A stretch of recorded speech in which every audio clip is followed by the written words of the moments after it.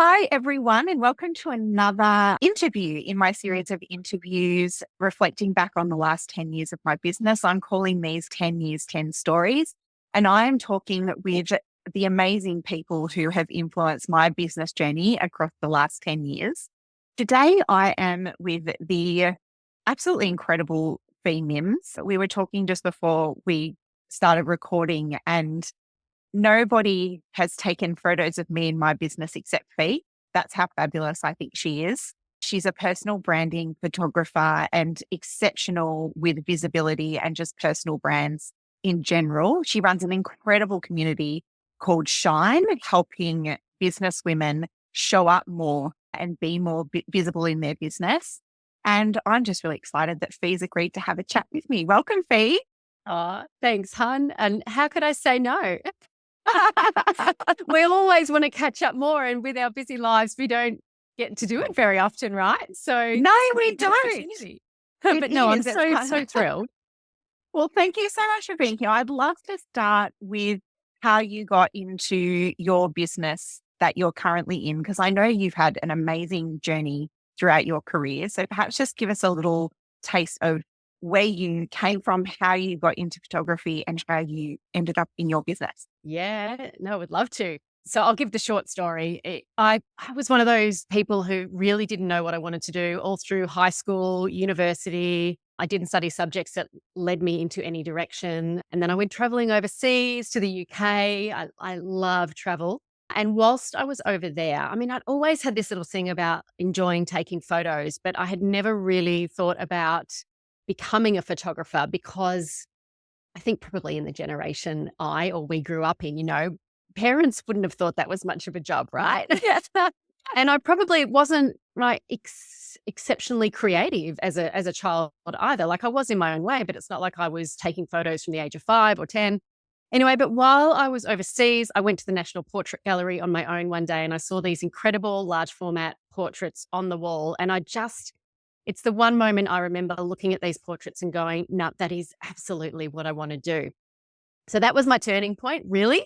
But it took me a while to back myself because I felt like a bit of a fake back then. I think that was like my first thing, my first experience of imposter syndrome. It started early. So it took me a couple of years to actually lean into it and go and do a course, which finally someone back here in Australia just kind of gave me a kick up the butt and said, would you just go and take some action and do something? Yes. And it kind of went on from there. So I ended up doing a course, working for one of my tutors who had a wedding photography studio in Melbourne. And I, from there, went on and I started my own business, photographed weddings for 10 years, which I absolutely loved. And then I had my kids and my business sort of has evolved into personal branding since then. So yeah, it's been quite a journey. That's the short story. But yeah, it's been 20 years actually since I started. Yes, it's such a long time, and you're such an experienced photographer. And I know something that stands out for me when I work with you is just, I feel so at ease. You just have this way of putting people at ease when they're in front of a camera. And I think that is such a special skill that not all photographers have. Thank And you. so, yeah, you are such a special person. And yeah, the best photographer going Oh, around for thank personal you. branding, 100%. I what something you said though, I found really interesting just then, that like photography or creative pursuit not being like a real job. And something happened to me in the last couple of months as I was invited back to my high school to talk to a group of English literature students about careers in writing. And it was such an interesting thing to do because I look back and I loved English lit in high school. It was one of my absolute favorite subjects. But nobody ever thought like writing wasn't a real career. Like the whole Yeah. starving artist thing it was something you did on the side. Like it was a hobby. And for me to go back to school and basically say, I think there are 4 areas of writing that you can go into now. Creative writing, as we know it, is only one arm of writing. You Yeah. can have a very successful career as a copywriter. You can have a very successful career as a content writer. You can have a very successful career still as a journalist. And if you are interested in creative writing, you can actually supplement that by doing other types of writing. And it's actually really good to do lots of different types of writing because you improve yourself as a writer. And so looking back over when I first started writing, nobody said to me, oh, you can make a career out of this. And now writing is in more demand than ever. Yeah. And so, there's just the digital age has really spurred on this need for content and need for really great photographers and need for really great copywriters. And I think too, and you would have things to share on this, but we are more visible in our businesses today than we have ever needed to be before. And I know that that's something that you're incredibly passionate about. When do you think that trend of needing to be like even more visible in our business started to happen? Yeah, great question. Well, so as I said, when I had my kids, I niched into personal branding, but at the time I called it business photography because personal branding wasn't really talked about yet. My kids are 15 now, so that was probably 10 to 15 years ago. And someone said to me, actually, someone who I coached with at the time, the amazing Julie Parker, I did a few months coaching with her. And as I wrapped up, she's like, you know what? I just have this feeling, she's very intuitive, that women are going to need more photos of themselves to help market their businesses in future. And she just planted this seed. She knew exactly what she was talking about. And of course, over a few years, like personal branding, I mean, I always like to say I was one of the first that was out there doing it for women, but I can't probably claim that too much. But, then personal branding, like suddenly a few years into that, everyone that was doing portraits was then suddenly also doing personal branding because they were realizing that, yes, this is a thing because people were starting to understand the need to show up in their business and connect with their audience, because I think it came hand in hand with the fact that things got more competitive, right, with social media. Yeah, absolutely. And we had more need for images and Yeah. words than ever before. And I In think, the old days, it was yellow pages, wasn't it, really? And going to in-person events like you and I went with that. And it's now, funny, like, that's still really important, and we can touch on that. But, with social media, we all had to show up as these personas. So we realized that the more we could show up as ourselves and be our brands, the more successful we would be in business. So doesn't make it easy though, right? Visibility in women. No, it doesn't. It goes a little bit against our social conditioning. Yeah. Just a little, doesn't it? Just a little. Yeah, just a little, just a little. It's funny you should bring up networking because I agree that is still super important in business and showing up in person with people. And I think that's for a couple of reasons. One, because it helps us to refine our pitch, if you like, or refine our messaging live where we're getting like instant feedback. So that's one of the reasons that I still love doing networking. Also, and being in small business, we need that connection, like that face-to-face connection, especially after COVID, which inevitably has come up in these interviews and the impacts of that.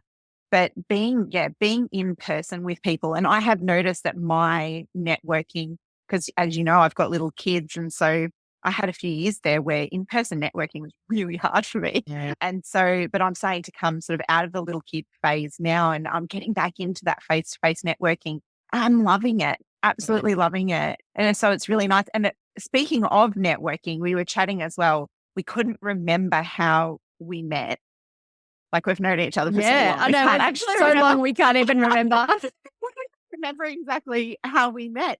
But I actually think that that's a bit of the power of networking because we have known each other through some sort of network. Yeah. Like that has to have been how we came into each other's orbit, having known each other, that has to have been how we found each other.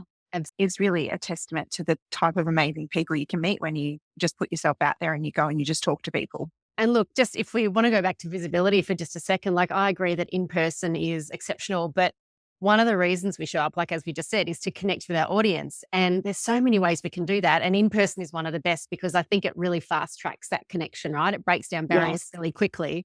And, I work with obviously a lot of women around visibility and so many things come up, negative feelings around that. But I always say to them, if you're just posting sort of templated things on your social media, people aren't really getting a feel for you. If you post a photo, they're getting a better feel. If you post a video, it amplifies it even more. If you speak on a podcast, it amplifies it again. And if you meet them in person, that's probably the best connection of all. Because I think in business, we just have to really fast track that connection. And by avoiding that spotlight, I suppose, avoiding showing up in our business, we're actually doing our business and also our potential clients a disservice because we're not letting them get to know us. So, if people can think Yeah. about it in that framework, right, that I'm just fast tracking that connection, I'm just going to make friends with these people quicker. It's hopefully something that helps them get over the line a little bit more.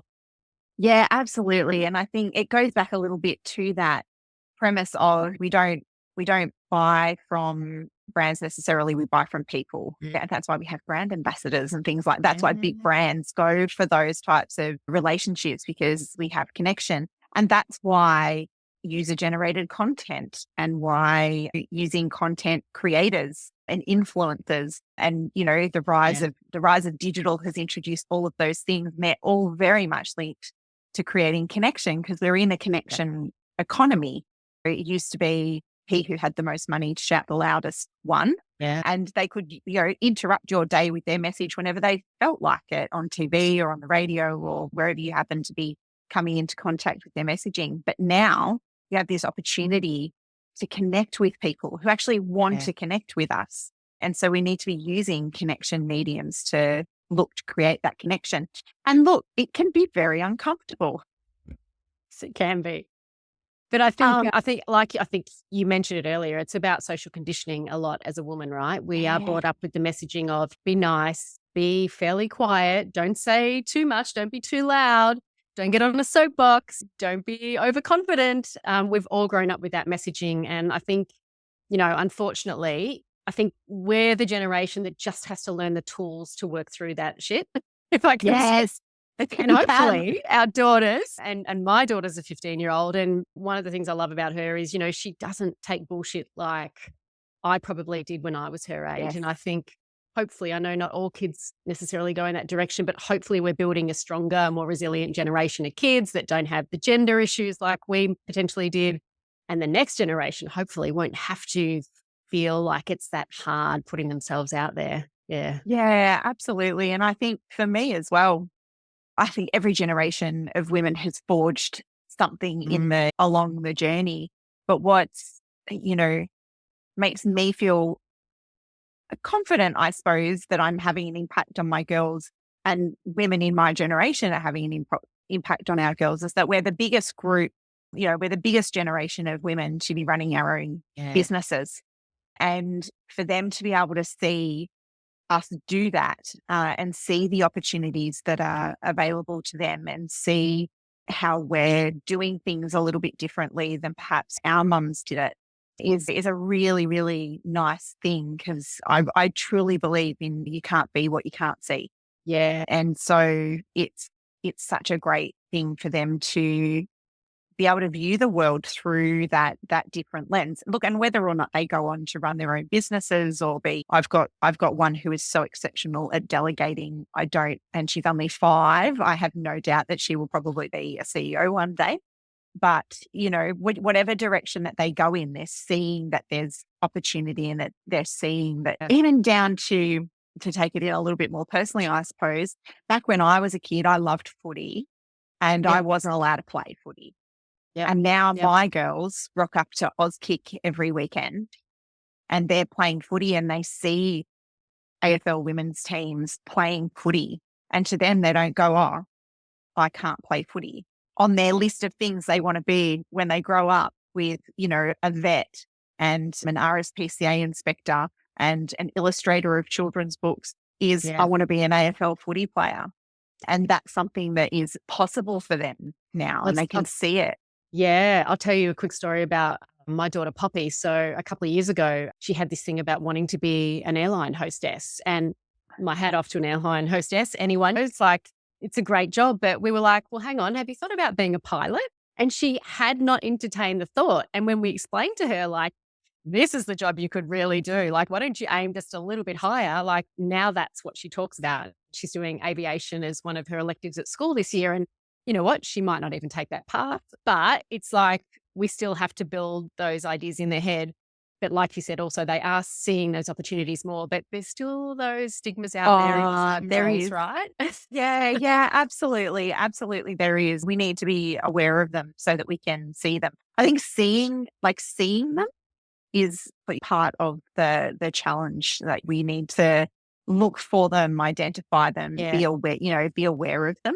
And I loved what you Um, said about being a role model for your girls, the fact that you run your own business. And I can't remember what it was, but I read something just in the last couple of days where a mum was reflecting on the guilt she felt about not being around for her kids because she ran her own business and she worked a lot. But then as they got older, they actually said to her, well, no, we actually admired you, watching you run this business and achieve these things. So she was like, oh my gosh, all that time when I was worried, I was actually teaching them, like you just said, that you can do these things for yourself. You can create your own path and run your own business. So, yeah, we've got to remember that we're not necessarily always seen the way we think we're seen by yeah, kids.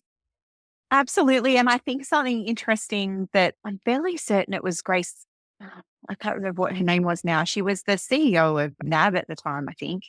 I saw her speak, and something that has stuck with me. Isn't it funny? The thing that she said has stuck with me more than what her name was. But she basically said that your kids will tell you what they need from you. Mm, And so that's something that I'm in tune with, is that I know I'm very busy and I know I get pulled in a million different directions. I'm very passionate about my work and my business, but my girls are very good at, if I listen, they will tell me what it is that they need from me to feel that I'm involved and to feel connected with me and to feel loved. yeah. And so I lean into that. I lean into that a lot. And it's funny too, being mums in business, we do have that guilt. We have that guilt that follows us around, and it's almost inescapable. But then on a regular basis, my kids will say, and I hope your kids do too, but my kids will say to me, Mummy, I love you. You're the best mum. Yeah. Like, I must be doing something right, because like we talk about ideal clients, right? And Yeah. number one clients, and serve the client. So my clients think I'm doing a good job. And so who am I to, Yeah. Yeah. Exactly. to argue with them? Yeah. Oh, no, we are all doing Yeah. a great job. And I remember when my kids were really young, and particularly Gus, my boy, being a boy, he was very active and always needed a bit more Yeah. hands-on attention. And I used to get frustrated because I wanted to get some work done. But then if I would stop and even just spend 15 to 20 minutes with him, he'd be fine. He'd be like, then happy to go off on his own again. So they don't need us all the time, right? They just, like you said, want that connection, want us to be present when we can. And then they are their own humans anyway. They need that time. Exactly. Yeah, exactly. Because, that breeds creativity as well, like them Yeah. being bored and having to find their own path. And I'm always amazed by the games my girls come up with when I leave them to their own devices for a while. Like, who came up with this? And so, They it's got their really mama's great. mind. Nice and creative. Creative. Yeah, creative. Exactly. So we've worked on a couple of projects together, and I do want to talk for a little bit about Shine, because Shine is it's a very special community, and it grew out of a magazine an online magazine that you had. Yeah. Yeah, that we worked on together. So I wrote Yes. some articles and did some interviews for that magazine, and then you evolved it. So let's talk a little bit about that. Tell me how that started. Oh my God. I'm so glad you mentioned that, because sometimes I forget about it. And sometimes I'll be going through the files on my desktop and I will come across issues of Shine and I'll be like, oh, I did that. That's right. Yeah. Like, Yes, you it probably did. actually wasn't that long ago. So as everyone knows now, I'm a photographer, but probably for the last, well, more than 5 years, I've really wanted to sort of broaden my work outside of photography, but still working with women in that personal branding space and visibility. But I turned 50 last year, and I'm a massive advocate of women really embracing the skills they've learned throughout their career and not sliding back into the shadows, but Yes. actually coming forward even more, because these are still the best years of our life. Like, the 50 years, the new 40 or even 30, right? Yeah. There's so Yeah. much we can still do. So my first idea was to build a membership for women in business that really helped them build their personal brand and grow their visibility. So before that, I was doing, yes, the magazine, which I absolutely loved, but just getting that traction, sort of getting the eyes on it, was lovely. But I wanted to work with women in a more personal way. So yeah, I launched that mid 2020. So it was a COVID baby, but I had been thinking of it for a few years, but COVID gave me the time as a photographer in lockdown to actually make Yes. it happen. So yeah, thank you for saying that. And it's so special to have you in there. And it's a really it's a community that's always had around 50 to 60 women in there. So it's not a massive membership with hundreds of women, but one of the special things about that is that it can be quite intimate and personal, and people feel really safe and supported in there and connect with each other. And we have incredible guest experts like yourself come in and do masterclasses. And I was thinking about that this morning. You did an incredible, that was one of the ways we've worked together. Yes. You've done work for me over the years, and you did copywriting work for me a long time Yes. ago. Yeah. Writing for my website. And then a way that you've worked for me is to come in and do that. I'm a guest expert on brand story strategy. And even just, you know what, Amy, even just last week, I kid you not, your name came up in a conversation with one of the Shine members, and she's like, I could just listen to Amy talk forever. Oh God, that's so nice. And it's Oh, true. I love It's true. that. I love Yeah. that. Well, I'm just, I could talk for forever about brand story strategy because I think it is just so important in our businesses. And even this morning, so an email hit my inbox for a marketing community to join. And I know of a few really great marketing communities. Shine is a really great, personal brand visibility community it's a lovely group of women. They're just fabulous. And the connections that I've made there, it's a lovely place to go to just share the journey. And that is something that I've been looking for over the last couple of years in particular. It used to be that we would go into networking thinking, clients. But recently I have been very much focused over the last couple of years, actually focused on just quality connections and people that I can, talk to and just share the challenges, the challenges and the joys of being in business together. But I could talk forever about brand story strategy. I got an email into my inbox about a great marketing community that I know about. And I was reading through the reasons that you should join this marketing community, and I agreed with all of them. I thought, yes, these are great reasons to join. But how much more powerful would your membership of that community be if you had brand story strategy to launch you forward into it? And so for me, like brand story strategy is the step that is often missing. It's often missing from, if people are struggling with their marketing, they're struggling with getting their messaging right, they're not sure why things aren't sticking. Brand story strategy is often the answer to that problem because it lays the foundations for you to be able to take strong messaging and consistent messaging into everything that you do. And it forces you to do the ideal client work. It forces you to really think about who is my ideal client and how can I connect what I do with what they need. And it's a step that it's one of the most powerful things that we can do in our marketing is to connect our values with our customers' values, or connect our vision with the needs of our customer, or show them how they belong, show them how they fit in and how our solution can fit into their world. That's how you get really powerful marketing. But the work of doing that is actually in brand story strategy. Yeah. So you are are exceptional at it. And I think it is work that, I don't know, do you find it hard to, I suppose the clients that come to you, they've recognized that it's important, but on a general basis, I think sometimes it's really hard to get people to stop and do that work, right? It is. And I think one of the reasons is because it's hard work. And it needs to be revisited. And it does. It needs to be revisited regularly. But I think brand story strategy makes you ask hard questions.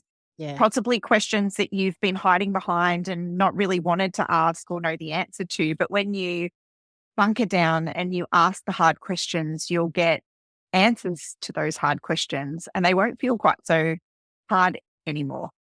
And it just opens up doors for your marketing that you'll feel confident and you'll have clarity. Like you'll know who you are, who you're for, and how to, connect with them. And I know you know this, but the strategy part is the part that's missing. We kind of launch straight into, we're all familiar with storytelling now.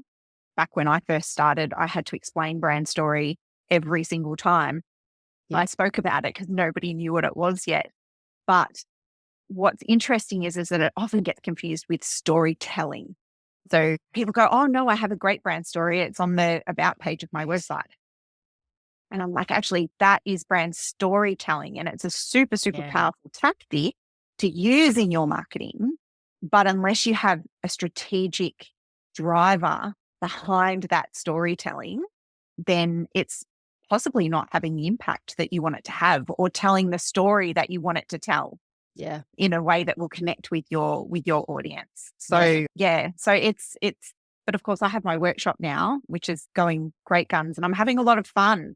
I really love it. I know I'm very passionate about brand story strategy. And as we should be, for good reason. And you're so good at it. And for anyone listening that's like, yes, no, that is really hard work, they need to work with you because you make it so easy in that you. Oh, thank you. That's my goal. Yeah. My goal is to part the waves a little bit and make it feel not quite so confronting, and give people the tools to then be able to go out and implement, Yeah. so that they can get traction on it. I think I was just going to say one of the things you said earlier is that writing is more important than ever before in business. And it is one of the hardest skills if you're not a writer. Like I'm not a writer. And I think as business owners, we all have to do it to an extent. Obviously, you know, if we can outsource to someone like yourself, or bring someone into your business, that's great. But you're right. Like that communication, the way we speak to our clients, the messaging, like so much of connection comes down to the words we use. It does. It does. And I think, look, AI is completely transforming the world of writing. I mean, I think in a positive way. I'm not worried about AI. I don't think it's going to replace me at all. I actually think it's going to increase demand for people like me.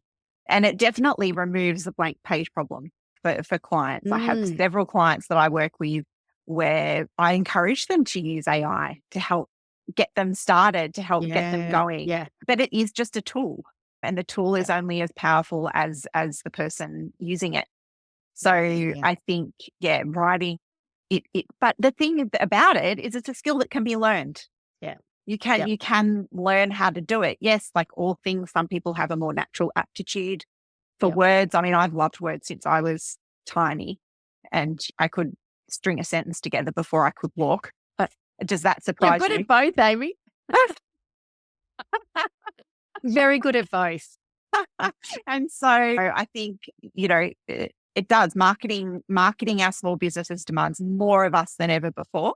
Yeah. But if we are strategic about it, and strategic about how we use it, and we lead with brand story strategy, it can be massively confidence building for starters. And give us clarity so that we can move forward with purpose. And every single bit of marketing we do is driven by purpose. I know why I'm doing this. I know why I'm saying this. And that makes marketing more fun, because we're not just throwing things out there and seeing what happens. We're actually going, I know why I'm doing this. I know why I'm getting in front of videos. Perhaps I don't love it, but I know why I'm doing it, and I know that it makes a difference. Yeah. And it makes visibility easier because you can look on it as you are just showing up, having a conversation with your audience. You're sharing who you are, who you work with, how you help people, their stories, your journey, like all of your brand story strategy. It's just having that conversation with your audience. Yes. When you help them with that information and they've got all that written down, because as you would know, content is another relentless beast in business that a lot of us struggle with. But if you've got all those foundations there of your brand story strategy, you can like you said, it's a springboard to just get online and talk about those things with your audience. It's not, I am working with someone who really struggles with the entire concept of marketing. And I said, you got to forget about the word marketing and think about the word invitation. You are inviting people to get to know you and to get to work with you. Because I think there is, you know, just like with visibility, there is a real negative connotation around marketing, but it doesn't have to feel icky if you are strong on your purpose and clear on your purpose and your strategy and what you're here to do. Absolutely. And I think it's so important to look at it like that, as an invitation. It's an opportunity to solve a problem for someone. So if we can try and flip it into thinking of, I'm selling, like, or sales is dirty, or marketing is a dirty word, into I'm helping someone solve a problem. And I think it helps to remember that you're not right for everybody. Yeah. Not everybody's going to buy from you, and that's okay. I know. I'm a massive believer in there is enough work for everybody. Yeah. There really, really is enough work for everybody. And I think if you double down on being you and finding a way to market and sell that feels authentic and natural for you. Now there's no magic bullet that makes it easy, but you can turn it into something that is fun and feels valuable, Yeah. like feels worth the effort. And I think that has to be the goal of our marketing. And it comes back to the connection piece, like be Yes. visible, seek to connect, invite engagement, and stick to sticking to the three I's of content, which is it should inform, inspire, or interact. And Yeah. if it can do all three of those things in the one go, then that's magic. Yeah. That's magic content. So we've looked at the last 10 years, 20 years, and how we met. As somebody who connects in with so many small businesses and who has a real handle on what's going on in the small business world, I'm really keen to know what you think the next 5 to 10 years holds for small business. What are you seeing? What trends are you seeing? What do you think some of the challenges are going to be, or some of the exciting things that are going to happen for small business? Really good question. Look, I suppose a few things come to mind, and I'm definitely not like a trend researcher. So this is just from what I see in my corner Yes. of the web and my world. But I do think social media has been out for a long time now. And like you said, in the early days, it was the big giants against the little ones. And I feel like that gap is definitely closing. And the way we're closing that gap as well, in an even better way, stronger way, is because we are able to show up more as our personal brands. I Yes. think a lot of the big gurus and entrepreneurs, they don't show up as much, right? Because they sort of sit back, they've made their money and everyone else does the work for them. I think it's the people that are showing up that are able to get traction in their business and succeed these days. So I think we've already mentioned these words, but connection and authenticity are two really big themes that I'm seeing. People just want to connect with you before they decide whether or not to work with you. So Yes. they want to know that it's authentic connection, that it's not Yes. just you turning up, reading off a script or doing something because it's what everyone else is doing. They want to really feel like they're connecting with you authentically. And that's how people are making those decisions. I think values have always been important, but I think even more so now with, the Yes. younger generations, values. And I don't know, the only other thing I really think is happening is that, and AI is probably part of this, that as small business owners, I feel like we've always been so time poor. And that has been probably one of our disadvantages as well, particularly when starting out, because we don't have Yeah. the need to invest. Whereas I feel like you, I agree, AI is not the answer, but I feel like it was in some respects a small win for small business owners who just 100%. can't get everything done, right? 100%. Yep. Yeah, So, absolutely. yeah. So I'd like to think that there's going to be more tools like that on the way, that business is always going to be hard. We're going to have to work hard, show up a lot.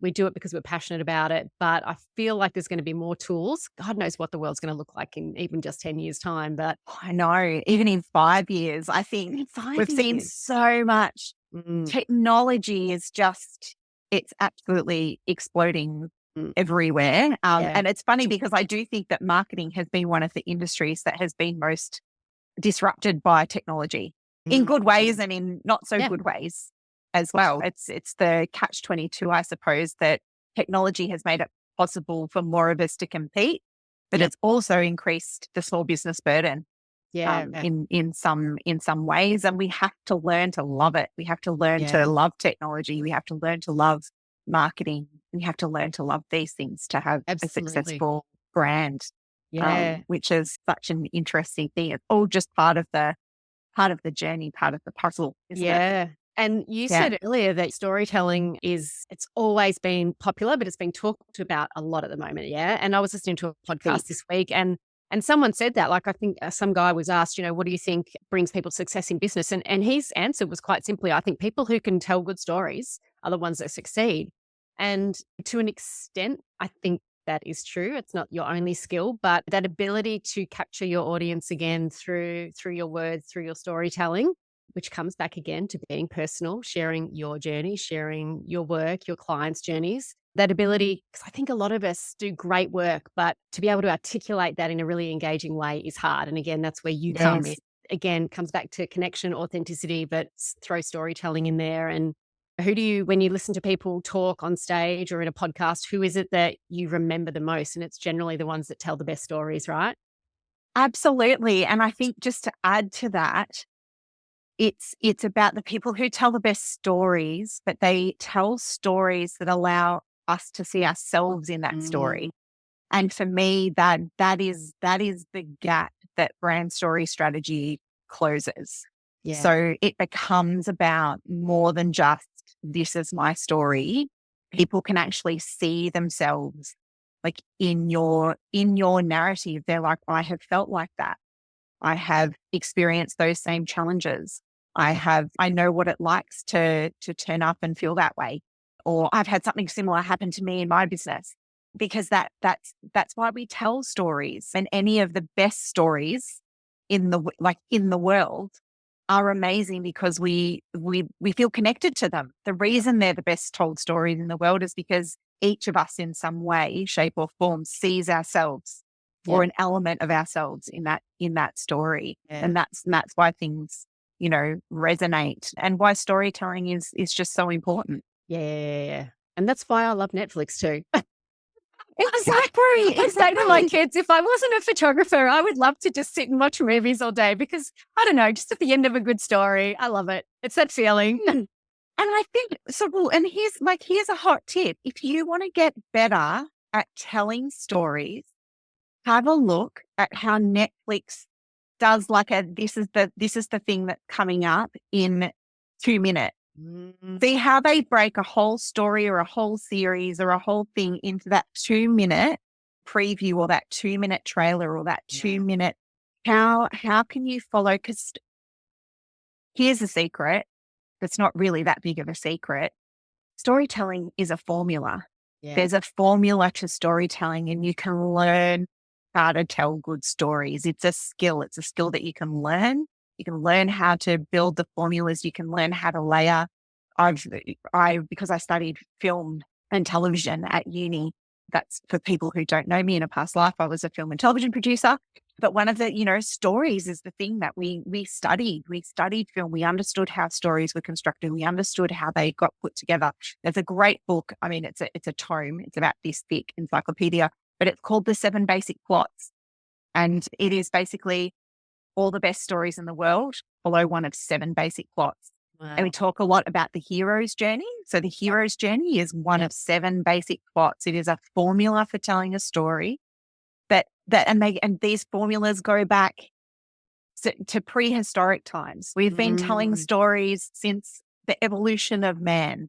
So it is something that you can learn how to do, and it is something you can train your brain to do. And, you can equip yourself with all the right stories to be able to create the connections you need to create at the right moment. And so, I think that's your next course or program done, right? Tick. That's your idea right there. Absolutely. Oh, Fi, I could talk to you all day. We know this about each other. We could chat forever and ever. Thank you so, so much for joining me and for sharing your insights and for sharing your story and our story. And it's been lovely chatting with you as always. Well, I love chatting with you too. Just what was missing was the wine, probably. We all. I know. Yeah, exactly. Champagne. Exactly. Yes. But no, super, super, super congrats on 10 years in business. It is massive. And we were talking about this before we started as well, that I think to have that longevity in business in itself is a huge authority or credibility builder, because business is hard. So, and people come and go, but you are so good at what you do and passionate about what you do, and you do wonderful work with your clients, which is why we all become your friend. We love you as much as your work. So well done. Congrats. I'm so excited for you. Here's to the next 10. Thank you so much. Yes. And here's to the next 10, which you will feature in very heavily, no doubt. And I will see you for that wine very soon. I love it. Can't wait. Thanks, Anna. Thanks, Ben.